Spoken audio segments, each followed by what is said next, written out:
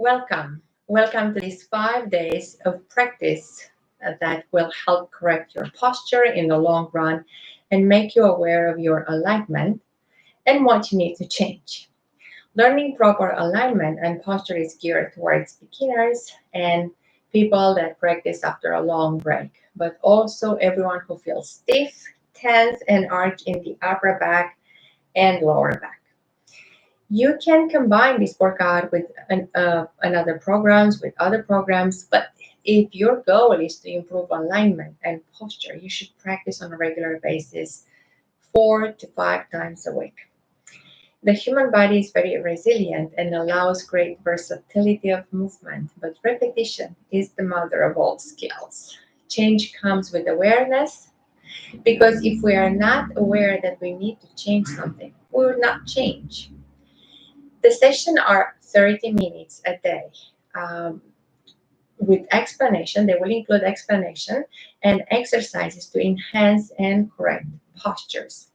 During these days, when the world is closed down in most parts of the world, and we are at home in a small space, sitting in a chair, either eating, working, watching TV, talking, zooming, we realize we need to move more. But where do we start? So, my name is Lavinia Barbo, and I'm a fitness instructor practicing and teaching Pilates and yoga. This small course came out of need. I needed to change my posture, and I had clients expressing the same need. Like most of my clients, I had experienced long hours in traffic and at work on a commute. So there were days that I used to sit for 8 to 9 hours. Sounds familiar?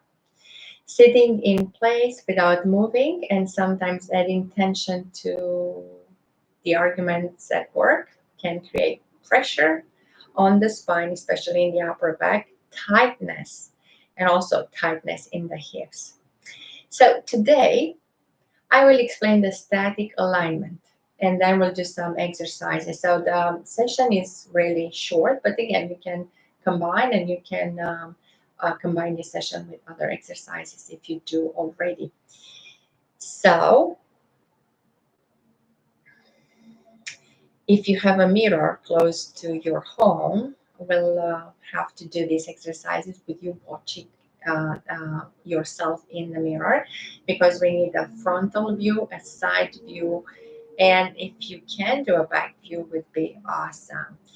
We'll check the kinetic points, meaning the main joints, the feet and the ankles, the knees, the lumbopelvic hip complex, the shoulders, and the head and the cervical spine. That's 5 key points. But before we start, if you have a medical or physical condition, please consult with a physician before you start any exercise regimen. So these exercises are suggestions only and not meant to cure or diagnose any disease.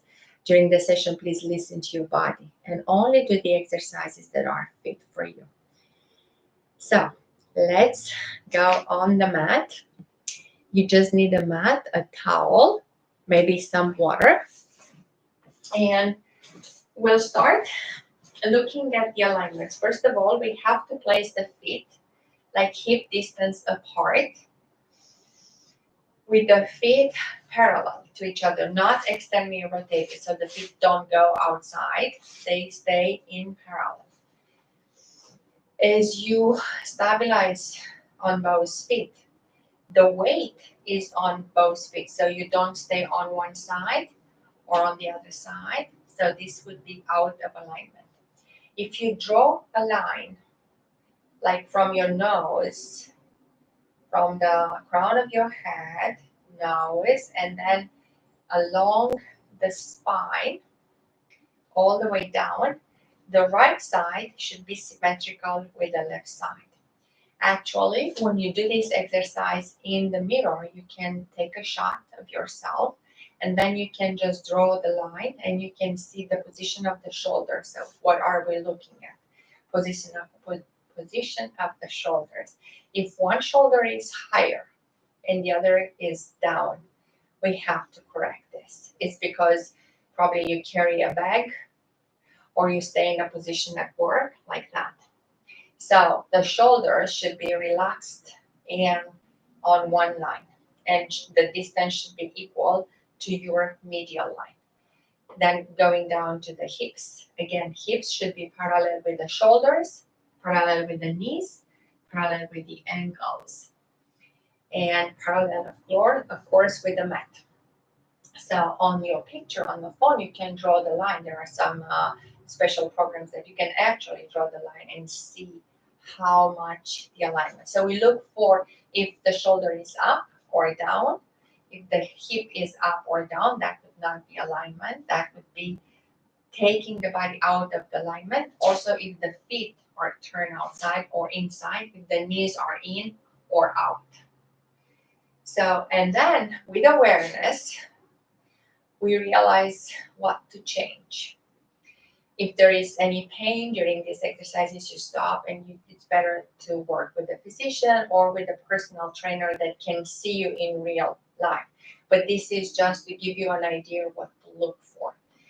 So once we have this alignment, so we make sure that these lines are parallel with the floor. Then we check the alignment from the side. So first, I'm going to turn with my left side towards you. Now, notice my shoulder. The shoulder is a little bit towards going forward. It should go backwards. So it means that I stay too much at work, or I kind of go forward. I have this tendency of going forward. So the body adjusts to facilitate this move, but it's an incorrect move. So then I have to correct the movement. So I have to take the shoulders backwards. Now, if I take the shoulders backwards, the tips of the ear should be over my shoulder. If I stay that way, tips of the ear over my shoulder, over the hip. If I place my hands on the hips, over the knees, and over the ankles. This is the alignment on the right side. Same thing if I turn the back, and same thing if I turn on the right. Sometimes you see the position of the knee, sometimes maybe a knee or a hip is going backwards or forward. So it's good to check from all these south, north, east, west points. Yeah, front, every side, and back. So once you have that, you know what is the correct position when you do the exercises, and we strive to correct that with exercises. So today we'll start with shoulder exercises. And as we stabilize on those feet, close your eyes for a second. So we connect with the body,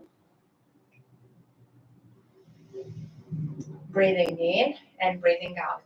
Another skill that we will acquire is the breath, because the breath liberates some pathways in the body. And as this pathways kind of release the tension, the body release the tension, and you can lift the chest up. Yeah. So let's pay attention to the breath, to the flow of air. Breathing in and breathing out. And let's place the right hand on the belly button. As we take the air in, feel the flow of air going through the throat, all the way into the lungs.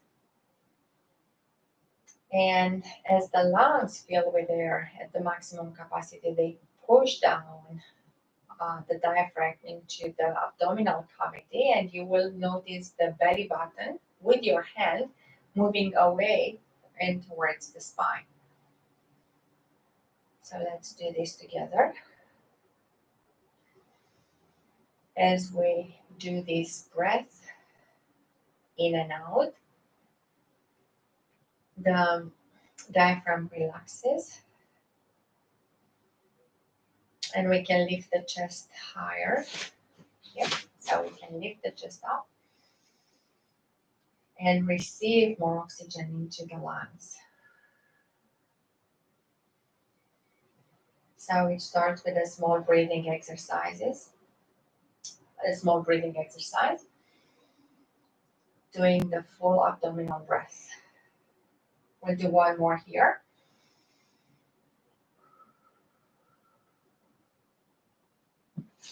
And then we slowly bring the chin towards the chest.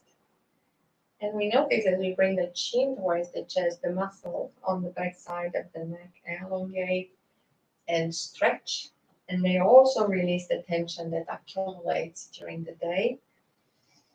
So going with the chin towards the chest, up and down, you feel this tension releasing from the upper back side. And then slowly bring the chin on the right shoulder and on the left shoulder. It's a little bit deeper now, but you feel the muscles that engage the speech. Like maybe if you have a tense argument at work or at home, that kind of creates tension here. So when we move the chin from one shoulder to the other, it releases the tension. And you can do this anytime, at home, in the car, at work, every time. So another movement is a head rotation in one way, in one direction, and then in the other direction. You can do it with your eyes closed, so you feel the body, you feel this release of tension, you feel how better it is, how much better it is. And what it does, it releases the tension on the upper back so you can lift the shoulder backwards. So now let's place the palms on top of each other, actually interlacing the fingers, and then bringing the palms on the back side of the head with the elbows wide. So again, we check the alignment, and slowly we bring the chin towards the chest. We assist the chin with both elbows in, and bring the elbows closer together. And we notice a deeper stretch. And then as we lift up, we lift the chest up, and then we open all the way from the shoulder. The shoulder blades come together. We open the elbows, and we do this movement, engaging also the cervical vertebrae and the thoracic vertebrae. And feel the stretch here, feel the mobility in the shoulder. Breathing in and breathing out.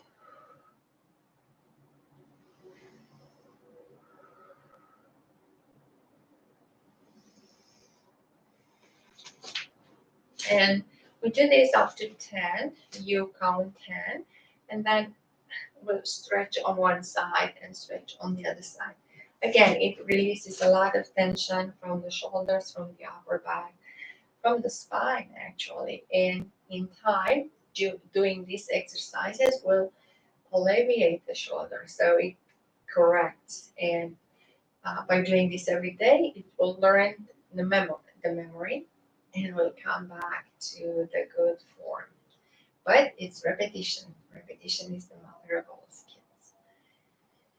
So again, we center and we go towards the right side, towards the left side. This is a deeper stretch involving the hips, twisting the spine from one side to the other.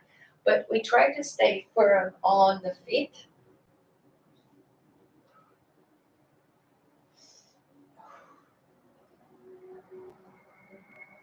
And one more. And slowly we can move the hips, the arms down on the hips. Here we'll turn a little bit deeper on the right side and the other side. So we feel the stretch in the hips here. So it feels good, especially after sitting. It feels very good.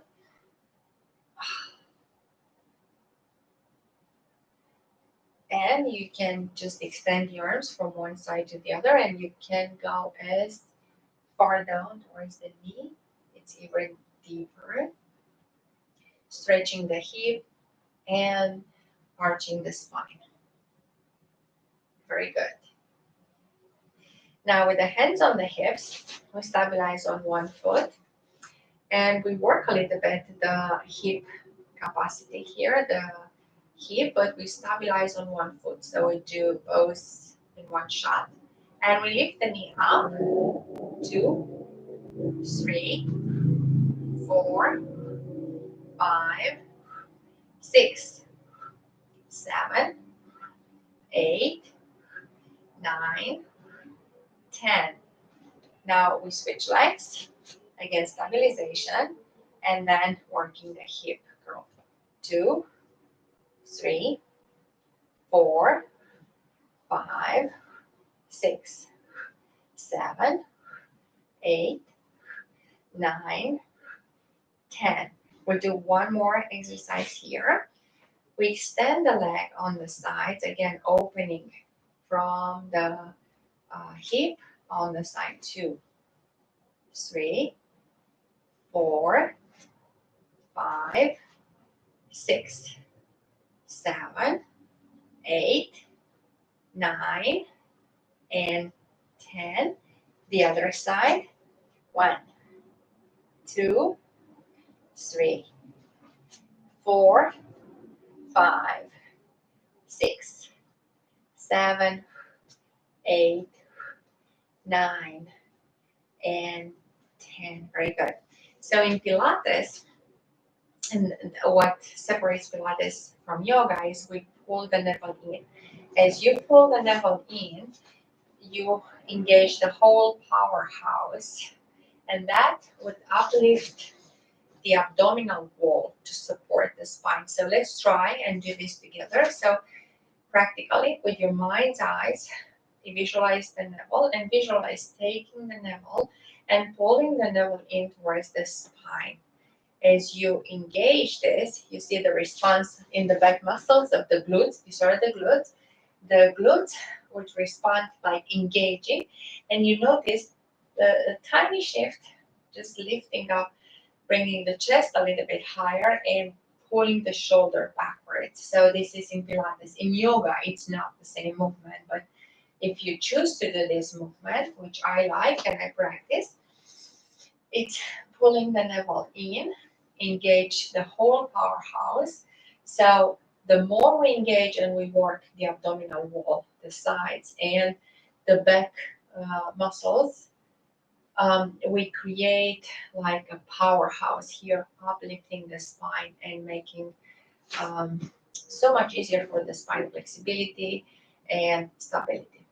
Now we go down at the mat level and we'll do one round of circles here. So both arms on the hip, on the shoulders, and with the elbows, let's do these circles. And again, feel how you open up the shoulders, the shoulder blades, and feel, notice the muscles working here and the changes that will happen and are happening during this move. I'll do 3 more. And then we go backwards. 1, 2, 3, 4, 5, 6, 7, 8, 9, 10.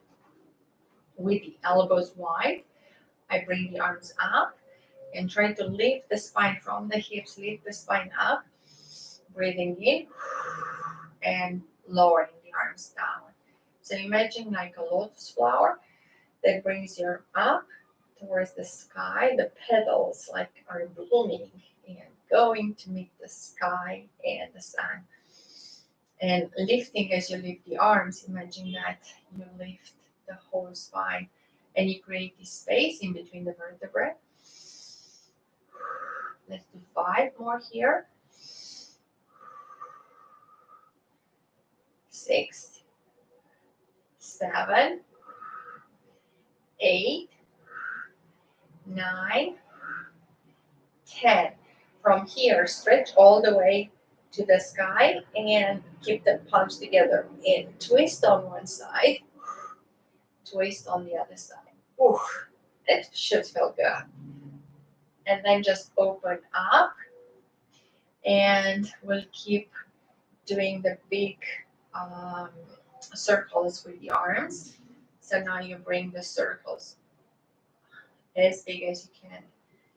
3, 4, 5, 6, 7, 8, 9, 10. And we go the other way.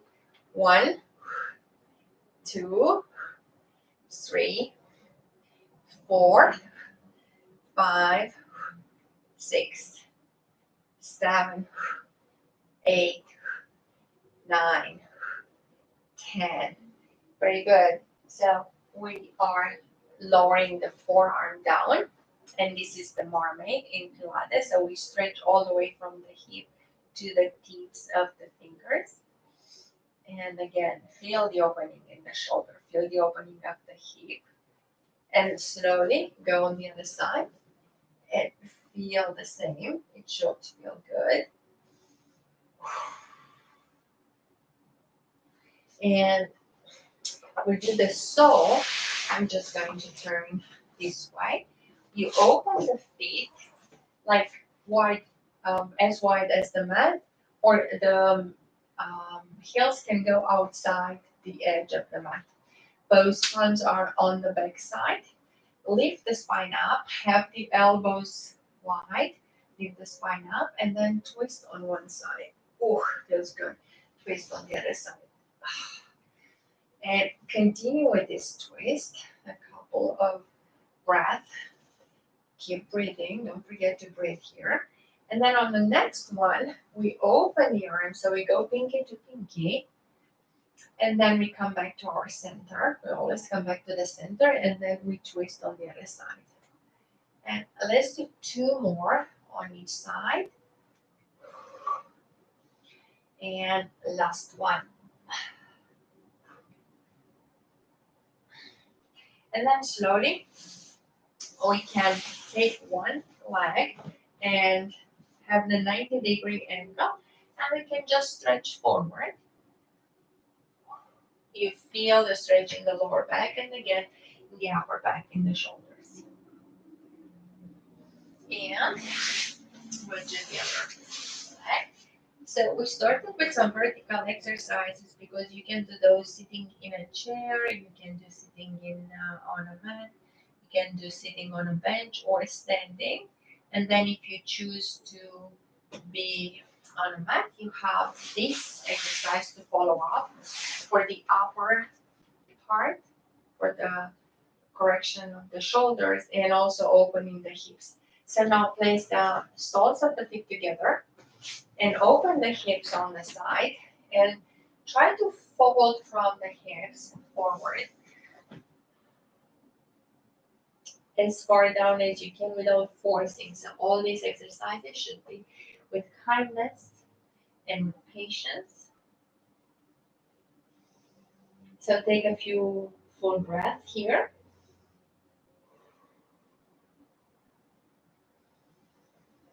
And breathing in and out. And slowly we'll come on the knees as we lower the forehead down on the mat. We come into child pose. We can have the palms facing up next to the feet. This is a very soothing position, but also you can interlace the fingers and pull the shoulders in such a way that you feel the shoulders stretching backwards. Again, correcting this, we can twist from one side, we can twist to the other side.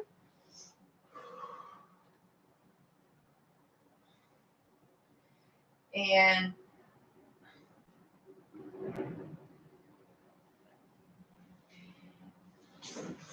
And again, we can have both thumbs together here. Stretch the spine all the way up towards the ceiling. And then stretch from one side and stretch to the other side. To be efficient, you can do these exercises counting to 10 on each side. You can do as part of stretching when you start a more active, you practice a sport, or you can do part of a warm-up for another, like a sequence that follows with a more heavy and load. So this is the first session.